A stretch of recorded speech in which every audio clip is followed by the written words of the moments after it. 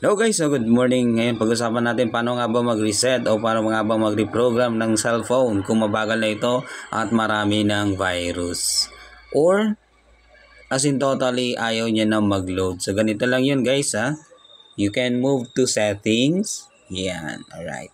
From settings, hanapin lang natin yung hanapin natin yung security and privacy. Not that one, system. So from Realme, hanapin mo lang yung system. Yung iba din naman nandun yung sa security and privacy, So hanapin nyo na lang yan. So nandito reset option. Then may mga option yan, reset mobile network. Kung mabagal na yung mo or hindi na nagko-connect sa network o yung data mo, so i-reset mo na lang to. Reset network settings, reset Bluetooth and Wi-Fi. Kung hindi naman kumo-connect na sa Wi-Fi or hindi na nakakapag-send via Bluetooth, what you need to do is you can reset or just click this or press. Then sundin mo na lang yung process. Sunod naman, reset application preference. Ibig sabihin kung hindi na naglo-load or nag-hang yung phone or hindi na nag-o-open yung isang application, pwede mong i-reset yung application. Now, paano nga ba kung ipagbibili ko yung phone o ibibigay ko sa kapatid ko, sa anak ko, or kung kahit man kanino? So, ganito lang yon. Erase all data and factory reset. Click mo lang yan, then eto na siya. Magpa-pop up yan dyan. Erase all data. So, ibig sabihin, lahat ng laman nito, mag-photos man yan, mag-videos man yan, or anything, may erase yan. Then, erase all. Yan. So, magre-restart yan. Medyo siguro mga 1 minute yan bago mag-restart. Then, erasing. Yan, lahat ng mga files mo, documents, downloads, then mga log-ons, lahat yun mawawala kasi may erase yun lahat. Ibig sabihin, magbaback to factory reset ito. Factory mode na to ulit. So, ibig sabihin nun, yung dati niyang program, yun yung babalik. Then, magiging mabilis na yung kanyang performance. Yun yung pinakamaganda kapag nagre-reset tayo. Kung sa sarili mo naman na phone, then mabagal na siya, gawin mo, reset mo lang. So, ganun lang naman yun. Napakadali lang naman. What you need to do is to look for a reset option. Then, hanapin mo yung erase all data. Ganun lang naman yun. So, medyo matagal-tagal lang to dito. Yan. Nag-pause ako siguro mga 1 minute. Aantayin lang natin yan, guys. Yan. Realme. Yan. So, alam nyo ba, si Realme ay gawa ni Oppo. Sabihin natin sister company ni Oppo or powered by Oppo pa din si Realme. So yun yung pinakang niya. So sa dami ba naman ng phone ngayon, pero sa katotohanan isa lang naman ang may niyan or sabihin natin dalawa. So ganun lang naman yon. Then nandito na hello.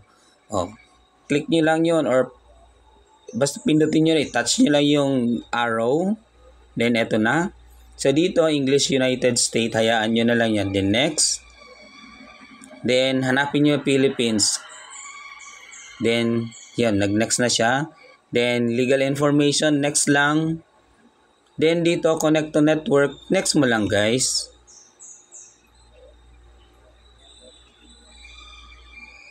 Then, dito naman, Wi-Fi, next mo lang. Then, Wi-Fi connection. So, skip mo lang yon. Then, dito naman, more. Then, more. Accept. Then, dito naman, unlock method. Kung maglalagay ka na ng fingerprint, kasi sa'yo naman yan, okay lang yan. Lagyan mo na. Kung lalagay mo naman ng face recognition, so yan. Kung gusto mo naman password, pattern, yung PIN, or anything, pwede mong pindutin yan. Pero, so since nandito lang tayo sa reset, so, i-skip ko na lang yan kasi hindi na muna ako maglalagay ng any password or anything. So, bahala na yan yung may-ari. Skip ko na lang siya. Then, antayin lang. Ito, recommended, auto-updates, yan. Pwede mo naman itong yung pag auto-update. Pwede mo naman yan i-disable. Pero pinakamaganda pa din kung naka-enable yan guys. Ano? Kasi hindi magiging updated yung phone mo pagdating sa system. Kaya dapat lahat yan naka-turn on. Then done. Ito na.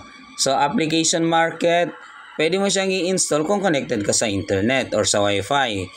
Later on wifi, so skip na lang. Ayan. So hayaan na lang natin yung may sarili yung mag-ano nito. Pala na siya kung anong i-upload, i-download niya or i-install niya application. Then get started. Get started. Ayun. So, di ba? Ayun na guys. Got it. Then, ito na siya. So, mabilis na yan. Hindi na yung kagaya ng dati. So, ibig sabihin, kung mayroon man yung virus, mabagal man siya, then bumalik na siya sa dati niyang speed. So, automatically, magsi-system update na lang to kasi ito nag-back to kung kailan ito ginawa yung program niya, kailan ba in-install, factory reset kasi siya. So, mag-update na lang yan guys. Then, yung may mga application naman tayo, yung for example, yung Facebook, click mo yan, then continue. Pag continue mo yan, mag-update. Ibig sabihin, yung latest ngayon na version ni Facebook, i-update niya yung yung naka-install dito. Then pwede ka na mag-login ulit din yun. Okay. So ang kagandahan sa pagre-reset kasi, yung mga password mo na naka-store dito sa phone, yung mga cookies nitong phone na to, yung virus ng phone na to, then lahat ng mga history about browsing or anything, so lahat yan madidelete kapag nag-reset all tayo or back to factory reset. Yun yung kagandahan guys.